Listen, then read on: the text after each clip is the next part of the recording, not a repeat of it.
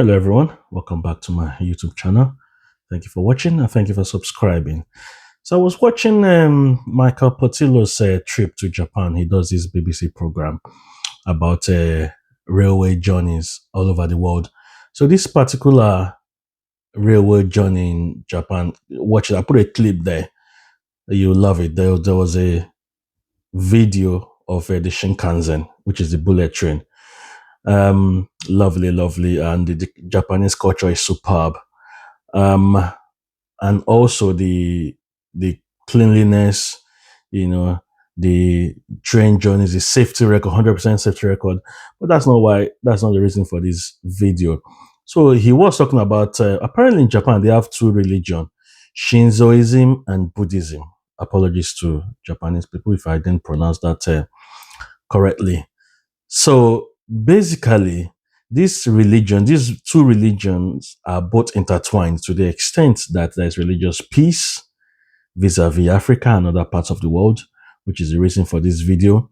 And he made a phrase that the professor interviewed where he said, born in Shinzoism and the burial rites in Buddhism. Basically, what he's saying is that both religions are so intertwined that when you're born, when a child is born, like we do in Nigeria, Nikai and baptism.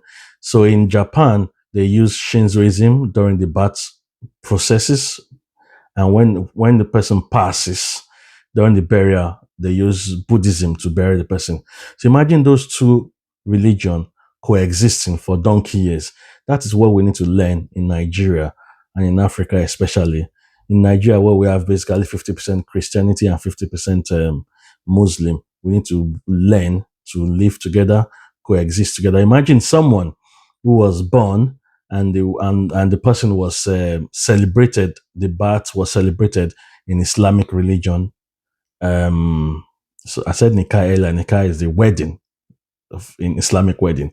I'm talking about having a bath in Islamic religious rites, and that same person dies. I don't know, 70, 80 years after, and the burial was done with Christianity religion.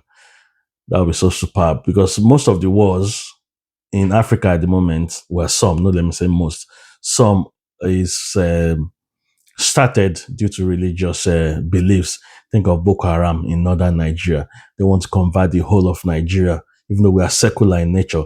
Boko Haram wants to convert the whole of Nigeria to Islam. So one of the reasons, even though it's now turned to something else, stealing Nigeria's resources. Okay, all right. Subscribe to my channel, please. Thank you. Go inside. Tell me a bit about this coexistence between Shintoism and Buddhism. Would an individual Japanese person feel drawn both to Shintoism and to Buddhism simultaneously?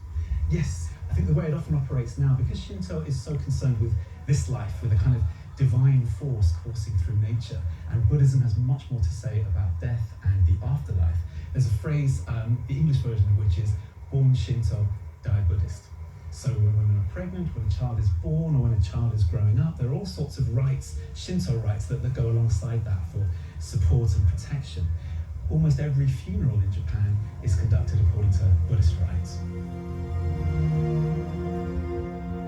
The hall is one of the biggest wooden buildings in the world, with good reason. It houses one of the world's largest bronze Buddhas, which rises 15 meters. Nothing quite prepares you for the size of this Buddha. Absolutely. Even just the Buddha's head is about 5 meters long. It's extraordinary. It is.